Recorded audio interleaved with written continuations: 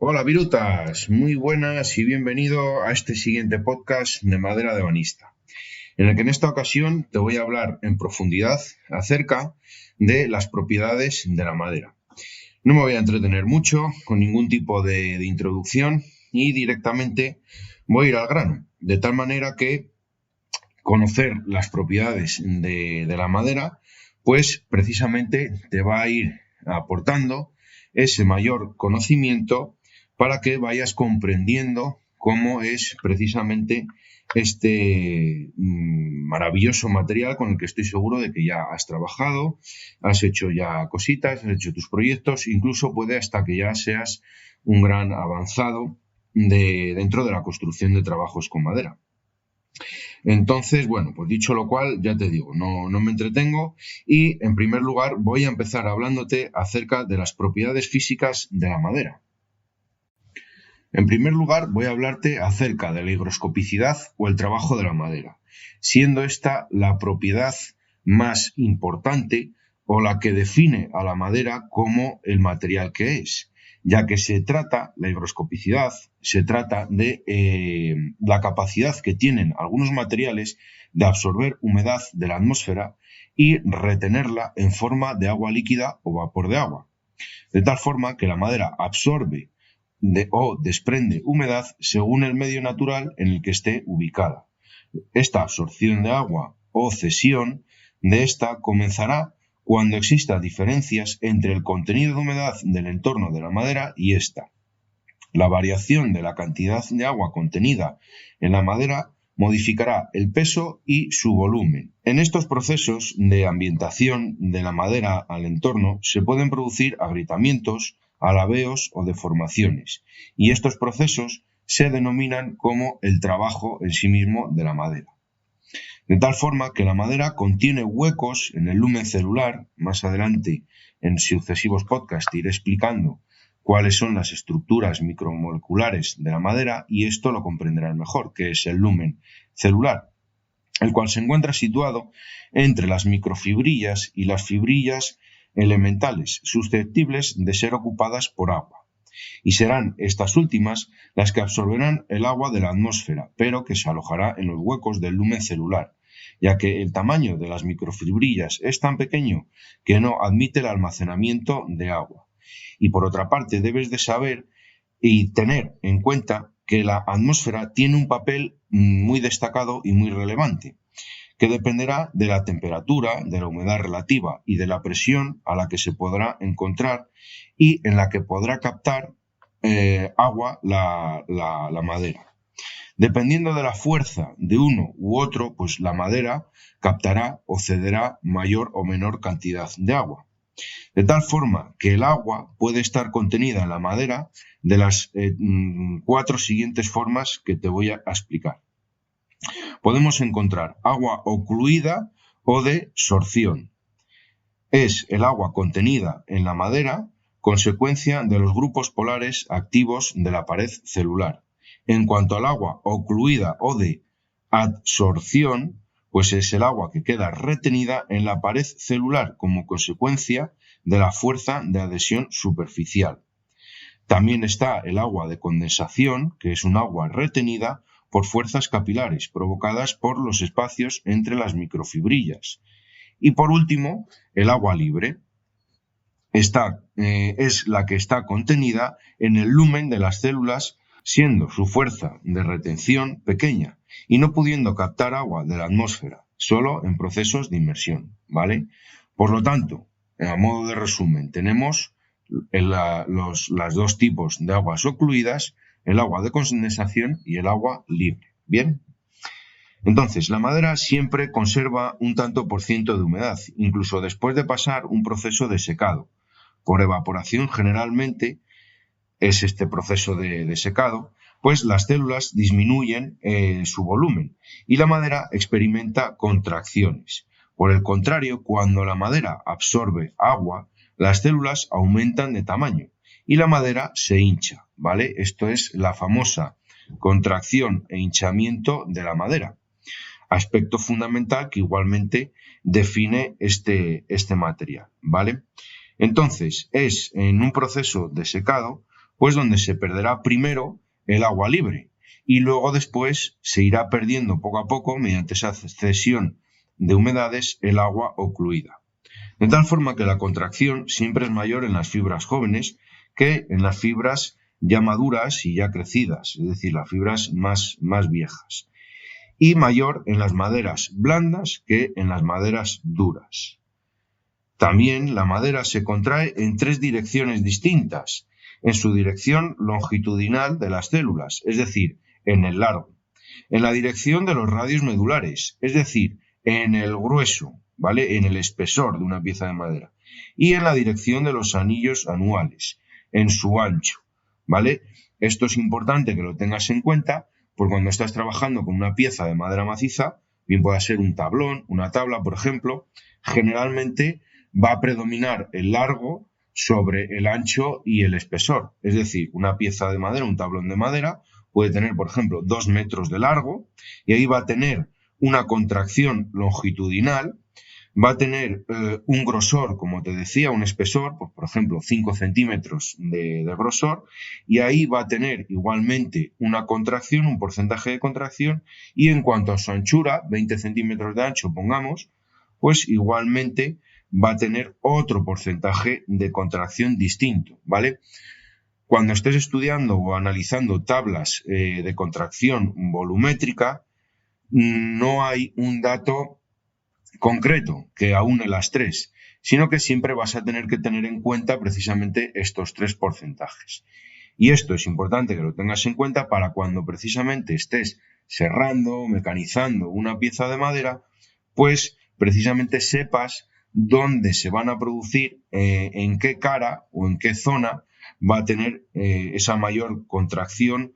Y luego también es importante que sepas que la madera absorbe agua a través de los vasos cuando su grado de humedad es inferior al del medio ambiente que la rodea, originando un aumento de su volumen, es decir, la hinchazón de las fibras, ¿vale? Contracción, hinchazón, merma e hinchazón de la madera, es de lo que te estoy hablando ahora. Incido mucho porque esto es muy importante, porque es el trabajo en sí mismo, precisamente, de cuando hablamos del trabajo de la madera, pues es esto que te estoy contando. Y luego ya por último, también es importante que sepas que la madera sumergida en agua aumenta poco de volumen en relación a su eje longitudinal, en cuanto a su longitud. Pero sin embargo tienes un aumento y tienes que tener en cuenta en el sentido perpendicular a las fibras, es decir, en cuanto a su anchura y su espesor. Bien.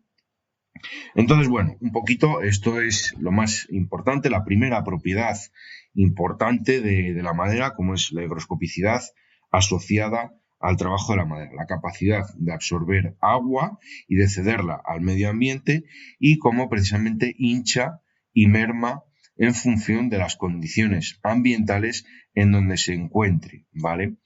Esto es muy importante que lo tengas en cuenta, porque cuando tú compres madera, siempre es necesario que la tengas un tiempo, unos meses, ¿vale? No vale con unos días, en relación precisamente a si la compras en un almacén, a donde tú la vayas a tener que trabajar, en tu pequeño taller.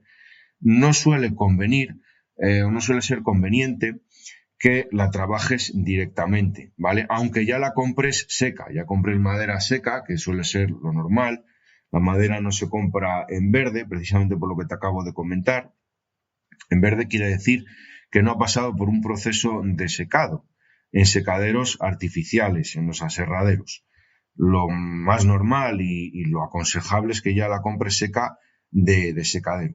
Pero como te estaba diciendo, suele haber unas variaciones de humedad entre precisamente las condiciones ambientales del almacén y las que tú tengas en tu taller. Hombre, si más o menos está en la misma localidad, no va a haber mucha variación. Pero si, por ejemplo, viene importada de un país o de otra región, pues es importante que también haya estado un tiempo de curado, digamos, por decirlo de alguna manera, precisamente en el almacén. Y luego tú te asegures de tenerla otro tiempo en el taller.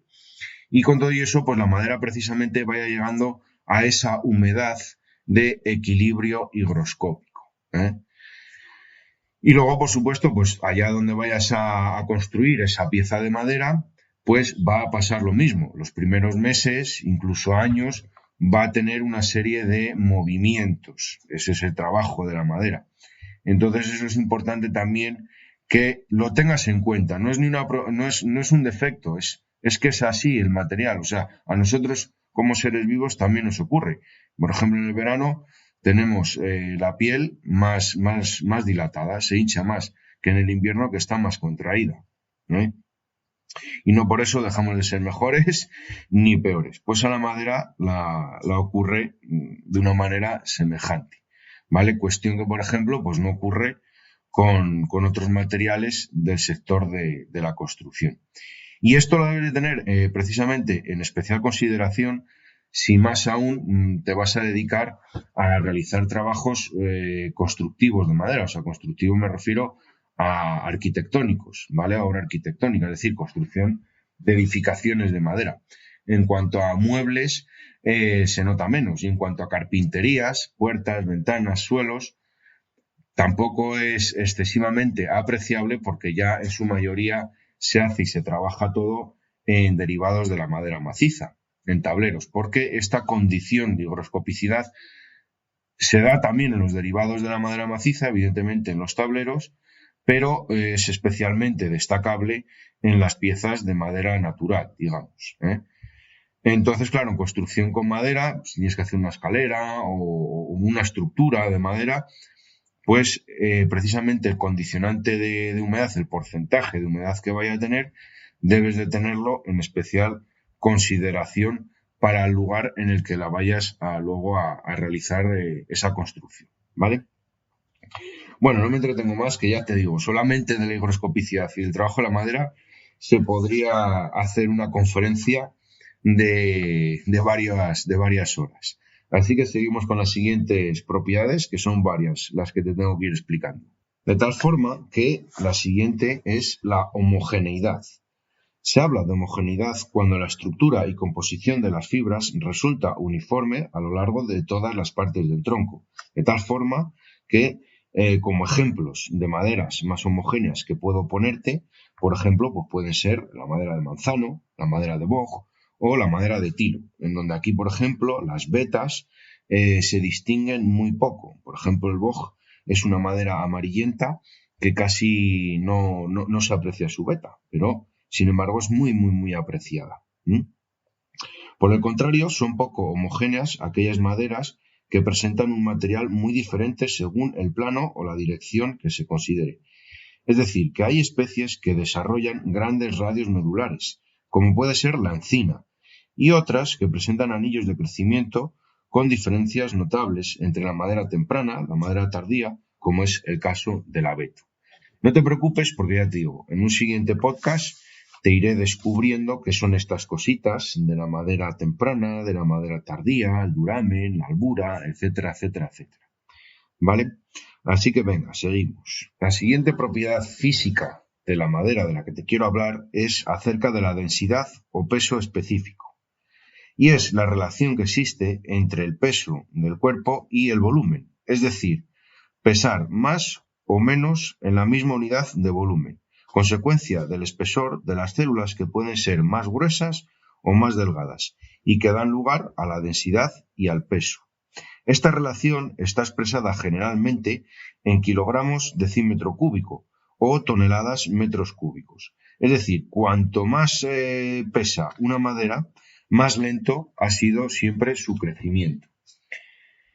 Por lo tanto, en la madera se distingue entre densidad y densidad bruta, ¿vale? Por densidad se entiende o entendemos la relación de masa de volumen de la madera sin sus cavidades celulares. Para la madera se utiliza siempre la densidad bruta, que es la relación masa-volumen incluyendo los espacios y huecos, es decir, los poros de la madera. El contenido de agua de la madera influye en la densidad bruta, por lo cual incluso en una misma especie de madera puede tener distintas densidades brutas. Lo que te hablaba antes en el primer podcast acerca de que puede haber diferencias entre una misma especie de madera, como es no solamente en el color, en la forma de la veta, sino también en determinadas zonas por su mayor o menor porosidad. Es que la madera, lo que tienes que tener en cuenta, que es un material vivo.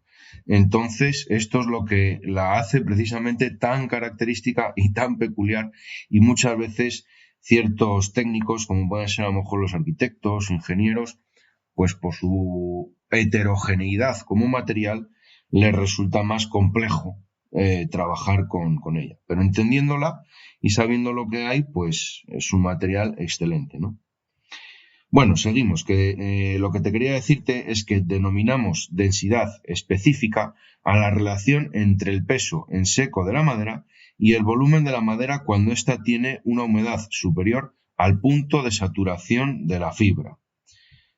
La utilidad de la madera para un fin determinado, pues precisamente va a depender mucho de su densidad bruta, ya que influyen especialmente también la resina, la dureza y la abrasión, así como la facilidad con la que sea trabajada y su capacidad de secado. De tal forma que las maderas más ligeras serán generalmente de maderas con tonos claros, ¿vale? Maderas blandas y poco nerviosas, poco resistentes pero muy elásticas y poco durables generalmente. Además son fáciles de trabajar y de un grano o un tacto bastante vasto. Mientras que por el contrario las maderas pesadas serán generalmente maderas más oscuras, duras, mucho más nerviosas, mucho más resistentes y durables frente a ataques de insectos xilófagos, hongos xilófagos. Cuando hablamos de durabilidad de la madera, que luego vendrá más adelante, seguramente, y si no te lo voy introduciendo ya, pues precisamente ese es el factor o el aspecto que se tiene en cuenta. Cómo de resistentes son especialmente frente a ataques xilófagos, bien sean hongos o insectos. Y a su vez, pues las maderas más densas, más pesadas, también resultarán algo más difíciles de trabajar, pero generalmente suelen tener un grano, un tacto más fino, ¿vale? Esto un poco, bueno, como generalidades en cuanto a la densidad de la madera. Luego hay maderas que, pese a estas generalidades que te acabo de decir, como te contaba en el primer podcast, de maderas blandas y duras, que pueden ser blandas pero de grano fino, ¿vale? O pueden ser blandas y altamente durables a insectos xilófagos. Y sin embargo, maderas más densas que tengan un tacto más grueso o que sean de coloraciones mucho más claras, ¿vale? O sean menos nerviosas. Bien, pero esto que te acabo de contar, tómalo como factor de norma general para maderas densas o más densas y menos densas. Bien, en cuanto a la dureza, otra propiedad muy característica o muy hablada en relación a la madera. Pues cuando hablamos de dureza, no estoy aludiendo aquí generalmente a la clasificación o tipología de maderas blandas o duras, sino a una característica que presenta la madera que no se puede golpear, que no se puede abollar, que no se puede rozar, o su dificultad o la resistencia que presente a ser partida, con más facilidad, menos facilidad. Es decir, que la dureza es la propiedad que indica la facilidad de penetración de cuerpos extraños en la superficie o a la abrasión, ¿vale? Cuando estemos, por ejemplo, realizando trabajos de cepillado, trabajos de corte, trabajos de lijado, pues ahí es relevante la dureza en cuanto precisamente a esta capacidad o a este agente abrasivo. De tal forma que la dureza, como el resto de las propiedades de la madera, varía según la dirección de la fibra, y la clasificación por durezas viene recogida en la norma UNE 56540, la cual se refiere a dureza perpendicular a la fibra, y a mayor cohesión de las fibras y su estructura, pues mayor dureza o resistencia al corte va a tener esa pieza de madera. Por ejemplo, imagínate que tenemos que elegir la tapa de una mesa, el sobre. Pues para ello tienes que tener en cuenta la actividad que se va a desarrollar sobre ella, para qué se va a emplear esa mesa. Y así buscarás una madera que soporte más los impactos, el peso, sin abollarse, sin rozarse. En definitivas, pues va a ser mejor una madera dura que una madera blanda. También es importante que sepas que la dureza axial o paralela a las fibras es generalmente 2,5 veces la de la dirección perpendicular, no existiendo mucha diferencia entre la dureza paralela tangencial y la radial, ¿vale? Entonces, la resistencia al corte será mayor en las maderas, pues cuanto mayor sea su densidad bruta y menor contenido de agua, ¿vale? Cuanto más fibrosa sea la madera, pues igualmente más dura va a ser. Y esto es debido a que el árbol es más duro en su interior, en el duramen, y más blando en su exterior, en la albura. Un poquito más adelante, en el siguiente podcast, te explicaré en detalle qué es esto, del duramen y de la albura. A lo mejor ya lo sabes, pero bueno, te sirve para tener mi punto de vista o mi explicación. Entonces, ¿qué pasa? Que la dureza igualmente disminuirá de forma rápida al aumentar la humedad de la madera. En España, por ejemplo, la dureza de la madera la podemos medir a través de la norma UNE 56534, según el método de Monin, o también llamado de Chalais-Meudon, disculpadme por mi francés, por la que se aplica una carga de 100 kilopascales por centímetro de la anchura de una probeta a través de un cilindro de acero de 30 milímetros de diámetro. Bien, entonces, por ejemplo, teniendo en cuenta la norma UNE 56540, te voy a dar un poquito las principales durencias o la siguiente clasificación de durezas. Por ejemplo, en resinosas, pues la dureza, es decir, en coníferas, la dureza va a estar comprendida entre 1 y 20, ¿vale? Es decir, dureza 1-2, pues ahí se van a clasificar las maderas blandas. Dureza entre 2 y 4, ahí vamos a encontrar maderas semiduras. Dureza entre 4 y 20, pues vamos a encontrar maderas duras, ¿vale? Con las frondosas, pues ocurre lo mismo, ¿vale? Hablamos de frondosas y hablamos de maderas tropicales. Entre 0,2 y 1,5, pues ahí se clasifican igualmente como maderas muy blandas. Entre 1,5 y 3 en maderas blandas. Entre 3 y 6, maderas semiduras. Y entre 6 y 9, maderas duras. Entre 9 y 20, maderas muy duras. Puedes entrar, por ejemplo, en la página web de AEIM, Asociación de Importadores de la Madera, y ahí vas a encontrar una serie de tablas, precisamente, y creo que también un PDF, donde vas a encontrar las principales especies comerciales y vas a precisamente ir descubriendo estas propiedades, especialmente la dureza, la densidad de la que te acabo de hablar, en relación a cada especie concreta o cada tipo de madera, según su nombre común y según su nombre científico. Recuerda que es mejor siempre que vayas memorizando los principales nombres científicos para ir teniendo en cuenta todas estas propiedades de las que ahora te estoy explicando en profundidad. Bien. Vale, pues vamos a continuar y ahora te voy a seguir explicando la flexibilidad, elasticidad y plasticidad, ¿vale? Flexibilidad o elasticidad lo voy a considerar prácticamente como sinónimos. Y, como te comento, la plasticidad.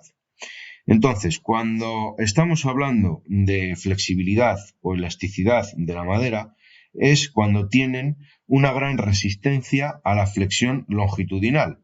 Es decir, que son difíciles de partir y resisten bien las presiones. La propiedad que tienen algunas maderas de poderse curvar o doblar, ¿vale? Esto es, por ejemplo, la flexibilidad. Cuando una madera es curvable, fresno, por ejemplo, el haya, pues es más flexible. Generalmente, en el sentido longitudinal, siempre tiende a romperse, ¿vale? Tienes que tener también en cuenta que el límite de la elasticidad de una madera será cuando por esfuerzos de flexión aparezca una deformación permanente. Por ejemplo, te voy a dar ahora algunos ejemplos concretos. Si de lo que se trata es de fabricar el mango de una hacha de madera, pues se buscará una madera dura que resista a presiones y a hendimientos, como puede ser, por ejemplo, el fresno. Otras maderas son muy elásticas, como el eucalipto y el alerce. Pero siempre tienes que tener en cuenta que cuanto más joven sea la madera, pues igualmente mayor flexibilidad va a tener. Sin embargo, por contra, las maderas más viejas, las maderas ya crecidas, los durámenes sobre todo, que ya están debidamente secos, pues suelen ser bastante rígidas y tienen un menor módulo de flexibilidad o elasticidad. Entonces, para facilitar la flexibilidad, una de las técnicas muy utilizadas en la carpintería es la de calentar la cara interna de la pieza con el fin de que se contraigan las fibras interiores, y al mismo tiempo se humedece con agua la cara contraria a la pieza para así facilitar el alargamiento de las fibras de esa cara de la pieza. Esto se aprecia muy bien, por ejemplo, cuando se hace un tonel de madera, ¿vale? El tonel de madera, todas las duelas se calientan por dentro hasta el punto de que se mete, digamos, de algún modo dentro de una hoguera y se va calentando por la cara exterior, la que no tiene la llama viva, la llama directa. Y de este modo, por ejemplo, se consigue la curvatura de los toneles, ¿vale? Esto como ejemplo muy gráfico y muy característico, pero es una técnica bastante utilizada cuando necesitamos, por ejemplo, curvar madera. Bien, en cuanto a la plasticidad, pues debes de entender que es la facultad de algunos cuerpos en dejarse modelar. Es decir, cuando se pueden doblar, la plastilina, ¿vale? La plastilina, por ejemplo, pues evidentemente es el material más plástico que se me ocurre ahora para ponerte de ejemplo.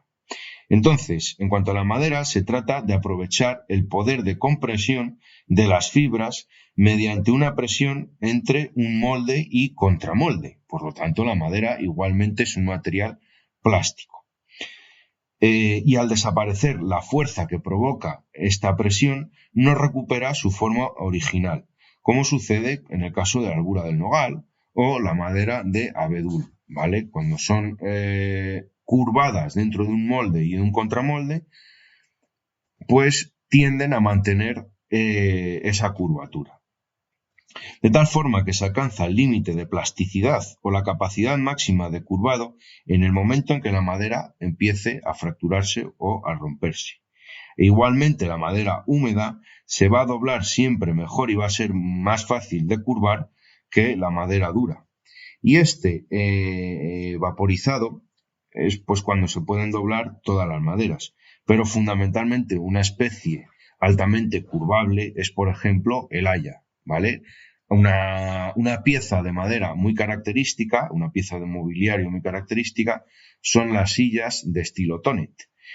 Eran cilindros rectos o alargados, mejor dicho, de madera, y precisamente mediante curvado por vapor y presión en moldes, pues se consigue ese estilo o ese tipo de silla. Si no sabes cuál te digo, termina de escuchar este podcast, entras en internet y buscas la silla de estilo Tonnet para que sepas de cuál te estoy hablando.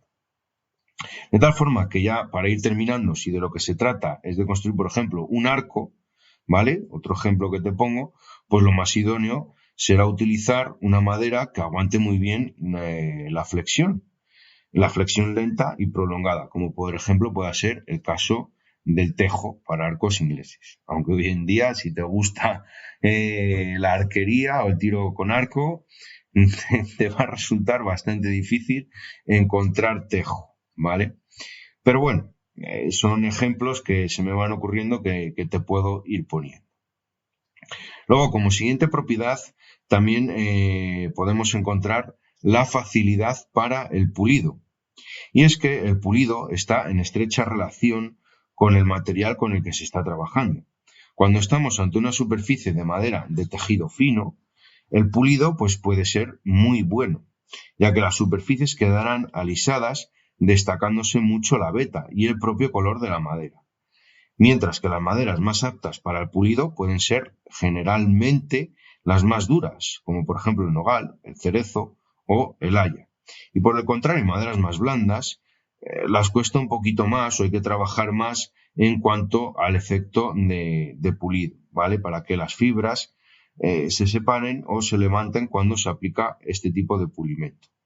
Muy unido a este concepto está también el de la porosidad de la madera, que hace referencia precisamente a los espacios vacíos denominados como poros, que ya te he comentado en anteriores ocasiones, y que hay entre las moléculas de la madera.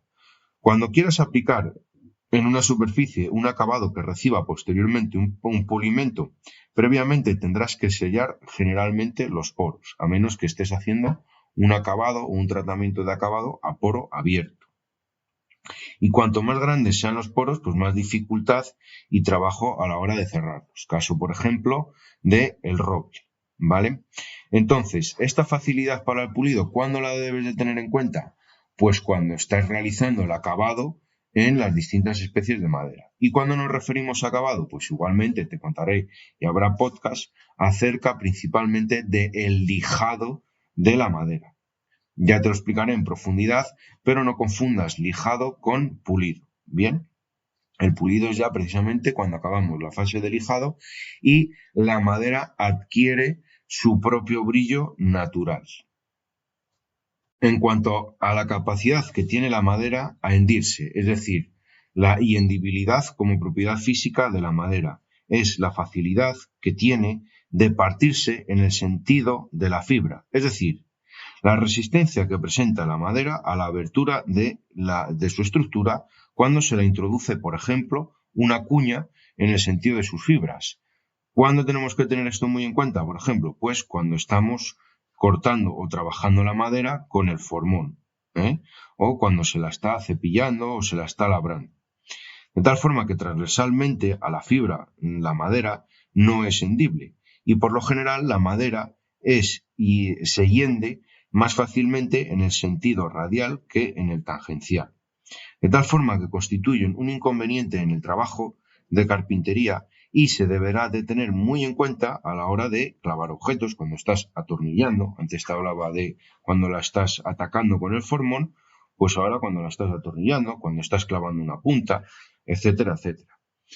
Generalmente las maderas, además que carecen de nudos y tienen la fibra larga, pues tienden fácilmente a hendirse, como por ejemplo son el caso de algunas coníferas, como es el caso del abeto, del pino, del alerce, aunque también de algunas frondosas, como el roble o los fresnos. Y por supuesto, la madera verde siempre tiende a hendirse mucho más que la madera seca. Pero bueno, esto no es un factor relevante, puesto como te he comentado anteriormente, debes de trabajar siempre con madera seca de secadero, al 12% de humedad, generalmente entre un 12 y un 9% de humedad.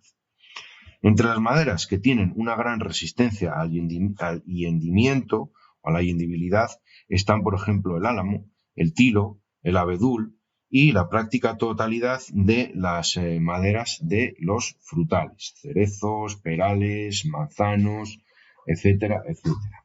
Bien, en cuanto a la duración, como siguiente propiedad física, pues la vida de la madera depende de muchos factores, como por ejemplo el clima, la especie o el proceso a la hora de cómo se realice el secado en secadero artificial o si se seca de manera natural, ¿vale? La madera no solamente se seca en secaderos artificiales en los aserraderos, sino que también, ya casi es una técnica perdida, pero también se deja o se dejaba secar en los patios de secado antes de empezar a ser serrada. Y luego una vez ha sido serrada, pues igualmente, ¿no? Cuando no existían evidentemente los serraderos industriales, los secaderos industriales, pues se dejaba secar en los patios. Bueno, a lo que vamos de la duración, que las alternancias de sequedad y de humedad, junto con la intemperie, pues son sus principales causas también de muerte o de pudrición de la madera. Al depender de factores externos, pues a la propia madera no hay una regla general por la cual pueda vivir más o pueda vivir menos. Y todo dependerá siempre del buen almacenaje y de, como siempre, o no como siempre, pero bueno, de un buen secado. El secado, por eso ya te comentaba antes, la madera precisamente se seca en secaderos controlados, en secaderos industriales, para precisamente tener un control muy preciso de esa durabilidad y resulte luego más durable según cómo se haya secado, en relación al porcentaje de humedad y la velocidad, tiempo de secado. Una madera no te creas que se seca en una hora, son varios días, incluso hasta varias semanas o meses los que puede estar dentro de un secadero industrial. Pero bueno, la duración de la madera, cuando está enterrada, por ejemplo, como dato anecdótico en el suelo, pues depende de la calidad y de la naturaleza del terreno. En arenas muy húmedas y arcillosas, pues es donde se va a mantener, por ejemplo, mucho más viva, va a ser mucho más durable. Mientras que terrenos que no son válidos para estos enterramientos, pues la madera, terrenos secos y calizos, es menos durable. Y por otra parte, la madera sumergida dentro del agua, pues puede llegar a durar cientos de años. Es el caso, por ejemplo, de los barcos que están a día de hoy todavía, los grandes galeones de la época, pues aún se conservan y algunos están aún sin descubrir bajo los fondos marinos, ¿no? Porque es el agua sumergida dentro del agua, la madera sumergida dentro del agua es realmente bastante durable. No confundas esto con una pasarela de postes de madera. O sea, justo lo que es la intersección entre la superficie del agua y la salida de la madera, ahí es el punto más vulnerable, ¿no? Pero bueno, generalmente por eso la madera, siempre te comentaba ahora que está dentro de tierra o sobre tierra, cuando se hacen edificaciones o estructuras, porches y demás, tiende a colocarse sobrelevada del terreno, para que precisamente no absorba esa humedad que la puede deteriorar. Bueno, y en cuanto a la última propiedad física de la madera es la conductibilidad, es decir, que la madera es un material aislante, es decir, es mala conductora del calor. Como consecuencia de los poros de la madera seca, pues están llenos de aire y este conduce generalmente mal el color. Así, la madera está indicada para aplicaciones en que se debe impedirse o retrasarse la emisión de calor, como por ejemplo suelos, mangos de herramientas, etc. Y por eso, a día de hoy, se está utilizando un derivado de la madera desfibrada, deshilada, un poco una especie de MDF, pero todavía menos compactado, como precisamente material aislante, ¿vale? Por contra, la madera tiene mayor conductividad térmica, es decir, que cuanto mayor es su densidad bruta y su contenido en agua. De tal forma que la conductividad eléctrica de la madera depende también de su contenido en agua. Solo la madera seca tiene la suficiente resistencia como para que no pase por ella ningún valor nominal eléctrico. Por lo tanto, la madera es también de algún modo aislante eléctrico, aunque no tanto, evidentemente, como lo llega a ser, por ejemplo, con los materiales plásticos, porque la madera, como te comento, cuando la compras ya seca, aún tiene un cierto contenido de humedad, entre un 12 y un 9%. Bien, entonces, por esa humedad puede pasar una pequeña corriente eléctrica. Entonces, claro, evidentemente, cuando aumenta el contenido de agua en la madera, pues la conductividad eléctrica llega a ser mayor, ¿eh? Entonces, bueno, pues hasta aquí un poco son las principales propiedades físicas de la madera. Ahora, en cuanto a las propiedades mecánicas, ¿vale? No voy a entrar en profundidad, a darte datos en relación a cada especie de madera, sino que simplemente, bueno, quiero que tengas una noción general y especialmente enumerártelas para que muchas de ellas te van a sonar, pues sepas cómo se comporta un poquito la madera en cuanto a estas propiedades mecánicas, ¿vale? Y generalmente el factor que más va a depender para que tengan un coeficiente o tengan otro coeficiente, pues es el grado de humedad, así como la densidad, ¿vale? Entonces, las principales propiedades mecánicas, empezamos por la compresión, ¿vale? Que se trata de la resistencia debida a la acción de una fuerza que tiende a aplastar la madera, ¿vale? La estamos comprimiendo, la estamos aplastando y el aplastamiento será mayor generalmente, como norma general, en el sentido perpendicular de las fibras de la madera y menor en el sentido transversal o de testa, en el sentido axial o de texta. Luego está la tracción, que es la resistencia provocada por la acción de dos fuerzas de signo contrario, que tienden a romper la pieza de madera, alargando su longitud y reduciendo su sección transversal. Es decir, cuando tiras, ¿vale? Tienes las dos principales, una es cuando comprimes y otra es cuando traccionas, cuando estás tirando de las piezas. Por ejemplo, un pie derecho o una pieza que está sometida a compresión en un mueble puede ser la pata de una mesa está sometida a compresión. Un pie derecho, pues de una estructura de un entramado de madera. En cuanto a tracción, pues están sometidas a tracción, por ejemplo, pues en una cercha, los pares. Los pares, por ejemplo, ahí están siendo sometidos a tracción, ¿vale? Luego, ¿qué más tenemos? La flexión.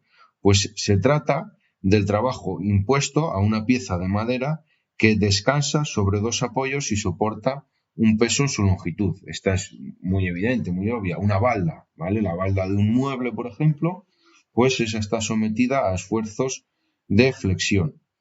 En cuanto al cizallamiento o la cortadura, pues es el esfuerzo que oponen la madera a las fuerzas paralelas que tienden a cortar en sección transversal la madera, ¿vale? Ahí, por ejemplo, pues igualmente cuando hablamos en carpintería de armar, en carpintería estructural, cuando una cabeza de viga, por ejemplo, está empotrada en un muro, pues ahí tienes un esfuerzo de cizallamiento. A torsión, pues es la resistencia que opone su deformación de una pieza de madera fijada en un extremo y que sufre un giro normal a su eje. La estamos torsionando, como si cuando coges la bayeta y la retuerces, pues esas son las fuerzas de torsión, ¿vale? Que debido a una fuerza que obra como un brazo de palanca en su externo libre, bueno, en cuanto al desgaste, pues las maderas que se someten a un roce o a una erosión experimentan una pérdida de materia. La resistencia al desgaste será grande en las zonas tensas, en la zona de las testas, y será menor en las zonas tangenciales y muy pequeña en las zonas radiales. En cuanto al deslizamiento longitudinal de las fibras, pues cuando una pieza estirada está sujeta por un extremo, pues se produce un esfuerzo que tiende a hacer deslizar unas fibras sobre otras en su sentido longitudinal. Y en cuanto a la resistencia al choque, pues es la resistencia que opone la madera al golpe o al choque de un cuerpo duro, ¿vale? La resistencia será mayor en el sentido axial de sus fibras y menor en el sentido transversal, por ejemplo, cuando la golpeamos. Entonces, bueno, un poquito ya te digo rápidamente, para no hacer tampoco excesivamente extenso este podcast, si estuviéramos hablando más de cuestiones precisamente en cuanto a la madera para su uso estructural o su uso constructivo, pues desde luego entraría mucho más en profundidad a explicarte mucho más precisamente todas estas propiedades mecánicas de la madera. Pero bueno, para un uso general o de iniciación, está bien que las conozcas, está bien que las tengas en cuenta. Las que más nos importan principalmente son las tres primeras, compresión, tracción y flexión, que son a las que más se van a ver sometidas, pues, elementos de carpintería, bien puedan ser muebles, puertas, ventanas, etcétera. Bien. Entonces, bueno, ya vamos a ir terminando, ya voy a ir terminando un poquito hablándote acerca de, según qué bibliografías, pues yo mismo considero poco propiedades especiales de la madera, como es la propiedad de inflamación o combustión, ¿vale? Entonces, la madera por sí misma, evidentemente, como todos sabemos, pues es un material combustible, ya que está compuesta por carbono, hidrógeno y oxígeno, lo que se traduce en un material, como te digo, pues combustible, con un gran poder calorífico. Y aquí ocurre lo mismo, ¿vale? No todas las maderas, como te estoy explicando hasta ahora, precisamente van a tener mayor o menor poder calorífico. Es decir, por ejemplo, pues si tú eres asiduo o consumidor precisamente, te gusta el calor de la chimenea, pues sabrás que, por ejemplo, precisamente como siempre, las maderas de coníferas, o tienen un mayor poder calorífico que las frondosas. Caso del roble, la encina, ¿verdad? Son siempre las mejores maderas para chimenea. Y sin embargo, las coníferas, pues, pese a que se utilizan, pero guardan durante menos tiempo el calor, o tardan mejor dicho, tardan menos en combustionarse, en quemarse. De tal forma que las maderas arden y considerarlas como combustible, pues es una cualidad. Y por esto se convierte en un defecto para las maderas empleadas en construcción y decoración. Pero bueno, ya cada vez más, a día de hoy, esto está más aceptado y más estudiado, ya que, por ejemplo, es cierto que en el sector de la construcción es una de las cosas que más miedo se le tiene, ¿no? Hay madre que se me quema la madera. El cuento de los 3 cerditos, o soplaré y tu casa de madera tiraré. Bueno, ya a día de hoy está altamente probado y demostrado por estudios científicos. El INIA, por ejemplo, tiene mucho que ver en todo esto, que la madera realmente, en función de su sección, del tipo de madera y en cuanto a la mayor ausencia o menor ausencia de particularidades o defectos, digamos, por ejemplo, nudos, fendas y demás, pues se va a comportar y va a tener unos tiempos de resistencia al fuego claramente estudiados. Por eso, además, a día de hoy también se tiende más a la construcción de carpintería de armar o carpintería estructural de madera laminada. La madera laminada son piezas de madera que se han ido encolando y formando para formar, digamos, una viga o un poste, un pilar de madera sana o más que sana, homogénea, ¿vale? Para precisamente poder tener un mayor conocimiento y un mayor cálculo de esa resistencia al fuego. De tal forma que la madera, no lo digo yo, ¿vale? Aunque es un aspecto muy controvertido este que te voy a decir ahora mismo y bastante discutible, pero hay ciertos sectores de la investigación de la madera, de la arquitectura y demás, incluso de cuerpos de bomberos, que defienden la madera mucho más como material constructivo que lo pueda ser el acero o el hormigón.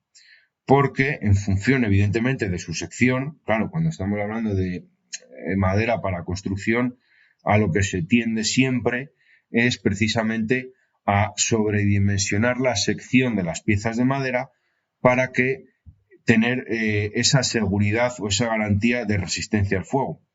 ¿Qué le pasa a la madera? ¿Por qué precisamente puede conocerse o es mejor material, pese a que parezca lo contrario, frente al fuego que lo pueda ser el acero o el hormigón? A que la madera se va combustionando como una cebolla, por capas, de fuera a dentro. De tal forma, cuando tú sometes a llama viva, a un incendio la madera no se está quemando por dentro, la madera va aguantando estructuralmente.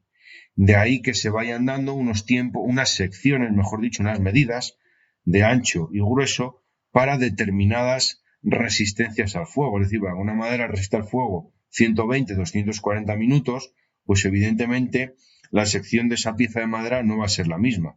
Y por eso se tiende a sobredimensionar. Pero se va a comportar generalmente de una forma controlada, digamos. Porque, como te comento, o sea, sin entrar en detalles hipertécnicos, ¿vale? Pues la madera se va quemando de fuera a adentro. Y lo puedes comprobar, como te decía antes, si tú precisamente te calientas con una chimenea, saca un trozo que tengas a llama viva, le apagas debajo del grifo, le cortas con un serrucho y vas a ver cómo todavía las zonas interiores siguen teniendo el aspecto normal y natural de la madera. Y esa madera sigue resistiendo frente a precisamente esas propiedades mecánicas de las que te acabo de hablar, de compresión, tracción, flexión, etcétera, etcétera, etcétera. ¿Vale? Entonces, bueno, más allá de esto, pues que también sepas que las maderas más inflamables y combustibles van a ser, una vez más, como te he dicho antes, las coníferas, el pino, el abedul, sauces, chopos y demás, que las maderas medianamente combustibles, inflamables, que podríamos decir, pues como el haya, el castaño, la caoba, y las menos inflamables serían la encina, el alerce, el boj. ¿Qué quiere decir esto? Que precisamente ahora vamos a ir atando cabos y por su precisamente porosidad, por la densidad que tenga la madera y por su dureza, estas últimas maderas que te acabo de decir, la encina, el boj, por ejemplo, pues son maderas muy densas y muy duras. Entonces además son de grano fino, son de poro muy cerrado. Entonces, precisamente, lo que hace que una madera se combustione, pues es que cuanto más porosa sea, más aire, más oxígeno, porque lo que produce un fuego o un fuego cuando se combustiona o entra mayor poder de combustión es cuanto más oxígeno tiene, ¿vale? De tal forma que, por ejemplo, igualmente las edificaciones, a día de hoy las casas con estándares de calidad pasiva, de tipo passive house, pues son casas precisamente construidas en su mayoría con madera, pero en este caso por su propiedad térmica, que luego te hablaré también un poquito de ello, ya te he comentado también la conductibilidad de la capacidad aislante de la madera. Pues esto la hace muy buena para precisamente la construcción de casas eficientes. Entonces, a lo que te decía del oxígeno, que las casas cada vez tienden a ser más herméticas y más estancas, en donde precisamente lo que menos se recomienda es a que haya corrientes de aire.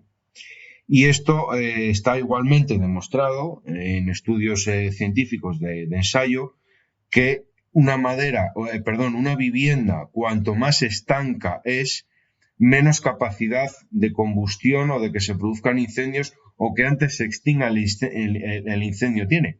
Porque, ¿qué es lo que ocurre en un incendio? Yo no soy experto en fuegos, pero bueno, lo que necesita el fuego para que haya un fuego vivo es oxígeno, como te vengo diciendo.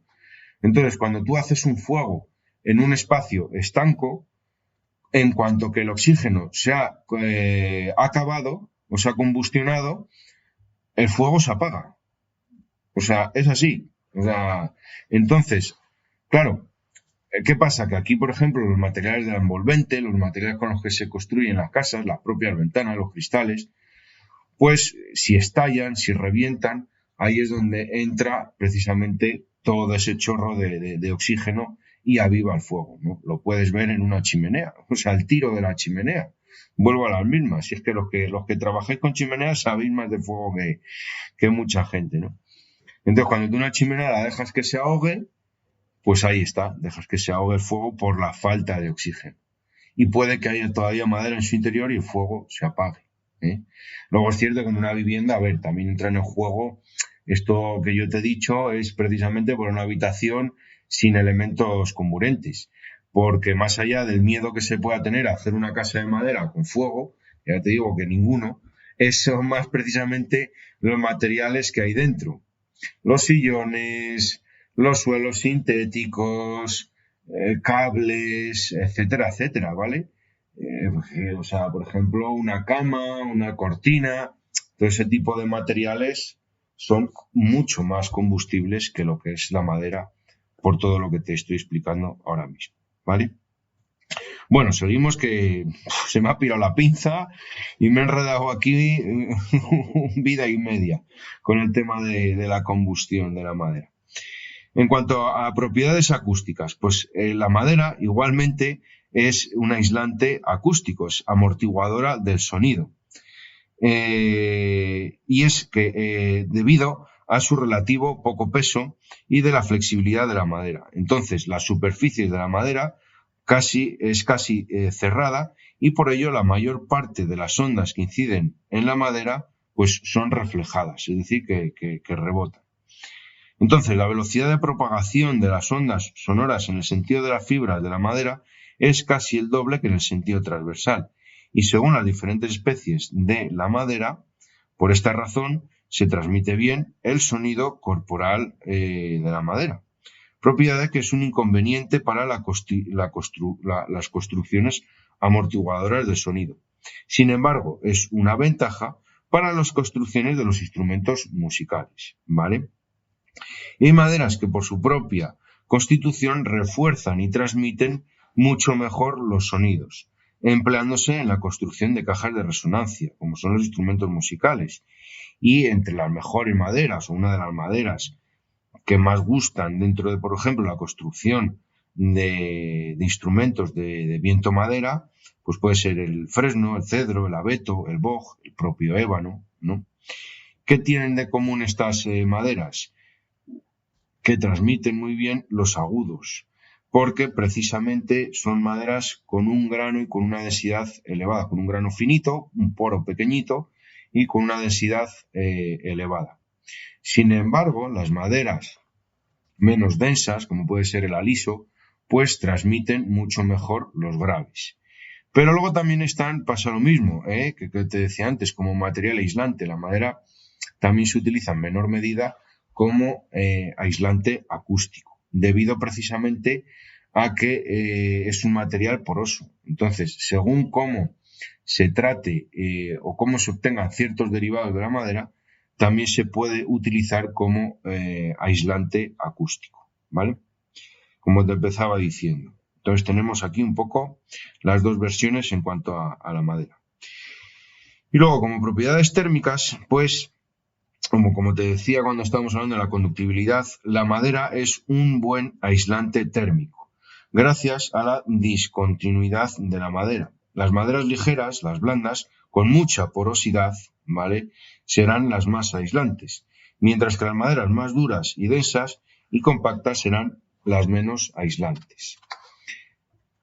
Bien, entonces la madera, bueno, en cuanto a aislante, de hecho se considera como material constructivo aislante, desfibrado, ¿vale? La transmitancia térmica que tiene la madera desfibrada, pues se utiliza como panel o material aislante, y más a día de hoy, precisamente, que te hablaba antes, de las casas de viviendas pasivas, de las passive house, pues precisamente por este condicionante térmico de aislante térmico se utiliza la madera. Las mejores ventanas, por ejemplo, son las que están construidas en madera. Olvídate del aluminio y del PVC. ¿Qué pasa? ¿Por qué se ha impuesto el aluminio y el PVC? Especialmente el PVC, porque el aluminio es el peor material que puedes utilizar para hacer una ventana, precisamente por ese valor de transmitancia térmica mucho más elevado. La transmitancia térmica de la madera, si no recuerdo mal, aunque no me lo tomes a pie de la letra, puede estar en torno a un 0,02 o por ahí, ¿eh? Mientras que el aluminio tiene una transmitancia térmica de un valor de 2, si no estoy equivocado, ¿vale? O sea, espero no haber metido ahí una pataza muy grande, pues te lo he dicho muy de memoria. Entonces, como te decía, las ventanas de madera precisamente son un buen aislante. ¿Pero por qué se han sido sustituidos? Porque claro, la madera al exterior, pues hay que mantenerla. Y esa es la realidad. Que la madera, si tú tienes una ventana de madera, pues cada ciertos años hay que reponerla al barniz, o hay que arreglarla el tratamiento exterior que se le haya dado, o hay que renovarla la pintura, ¿vale? Mientras que el aluminio o el PVC, pues son materiales que frente a la intemperie resisten mucho más, pero su coeficiente de transmitancia térmica, como te repito, es más elevado que el de la madera y les hacen precisamente menores aislantes que lo que es la madera, ¿vale? Por eso los suelos tienden precisamente a hacerse de madera, aunque sean ya no de madera maciza, pero bueno, sí también de derivados de la madera, ¿vale? Bueno, mi querido Virutas, pues hasta aquí quiero contarte en este podcast acerca de las propiedades físicas, de las propiedades mecánicas y demás. No pretendo, ya bastante largo habrá sido seguramente, todo esto. Entonces, nada, hasta aquí quiero contarte, como te digo, y bueno, pues como te vengo contando, nos escuchamos en otros podcasts, y si quieres seguir viendo o saber más de madera de ebanista, pues nada, en el resto de redes sociales y en YouTube puedes empezar a verme en vídeo y seguir aprendiendo más cositas acerca de la madera. Nos escuchamos en el siguiente, amigo Virutas. Hasta luego, chao.